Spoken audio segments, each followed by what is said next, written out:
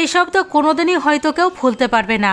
একটি এমন শব্দ যা বছরের পর বছর মানুষের মনে গেঁথে থাকবে।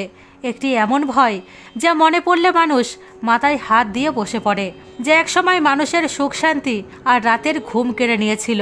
বছর 2020 আর 2021-এর পর করোনা আবারও একবার খবরের শিরোনামে, কিন্তু এইবার কারণ হলো করোনার ভ্যাকসিন আর তার সাইড ইফেক্ট। কিছু মানুষ দাবি করেছেন করোনার সাইড ইফেক্ট এমন যা তাদের জীবনকেই বদলে দিয়েছে, কারণ তার সাইড ইফেক্টই এখন বিপদ তৈরি হয়েছে তাদের জীবনের জন্য।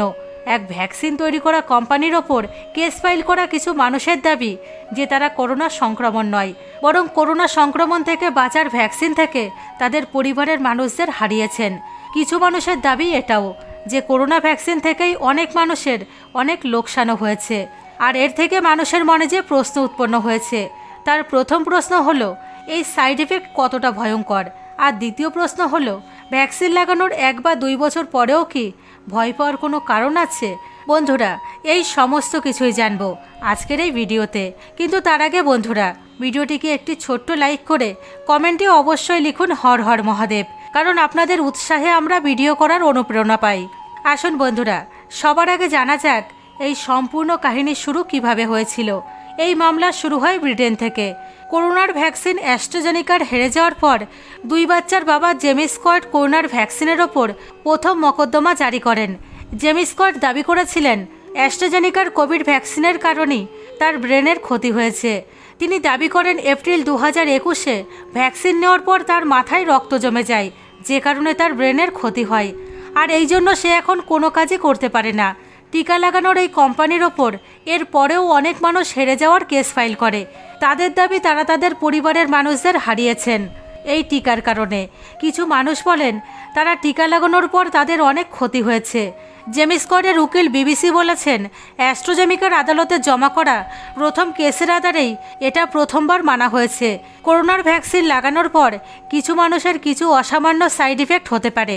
কোম্পানি ইংল্যান্ডের হাইকোর্টে এই বছর ফেব্রুয়ারিতে জমা করা কানুনি কার্যক্রমে এটাও মেনেছেন যে করোনার ভ্যাকসিনের কিছু অসামান্য কেসে টিটিএস হতে পারে।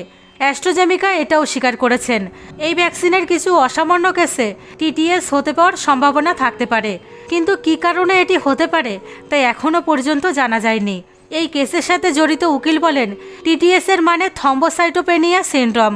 যখন এই টিকা লাগানোর পর এমন হয় তখন তাকে বিআইটিটি মানে vaccine induce immune thrombosis with thrombocytopenia বলা হয়। টিটিএস বা বিআইটিটির একটি অসামরিক সিনড্রোম বা অসুখ, যার কারণে থ্রম্বোসিস মানে রক্তের জমা হওয়া আর থ্রম্বোসাইটোপেনিয়া মানে প্লেটলেটের কমি একসাথে হয়ে থাকে। এর পরিণাম অনেক ভয়ঙ্কর, আর কিছু সময় এটা জীবনঘাতকও হয়ে থাকে। এর কারণে হার্ট অ্যাটাক, মাথায় রক্ত জমা, এছাড়া ফুসফুসে রক্ত জমার কারণে রক্ত প্রবাহ থামতে পারে, সাথে শরীরে অনেক অঙ্গেরও ক্ষতি হতে পারে। থকথকে রক্ত জমা সেই সমস্ত মানুষদেরও হতে পারে যারা ভ্যাকসিন লাগায়নি। কিন্তু টিটিএস বা ভিআইটিটির মতন অসামান্য অসুখ কেবলমাত্র টিকা লাগানোর পর রক্ত জমাট বাঁধার কারণেই হয়। All India institute of medical সায়েন্সের নিউ দিল্লির ক্লিনিক্যাল হোমাটোলজি ডিপার্টমেন্টের অফিসার ডক্টর মুকুল আগরওয়াল বলেছেন ওষুধ বা টিকার পরে শরীরে কখনো কখনো এমন অ্যান্টিবডিজ তৈরি হয় যা ক্লোটিং করতে পারে আর প্লেটলেট কম করতে পারে। এটি একটি রেয়ার সিনড্রোম। এই লক্ষণকে ওষুধ হেপারিনের সাহায্যে দেখা হয়েছে আর ভ্যাকসিন দিয়ে।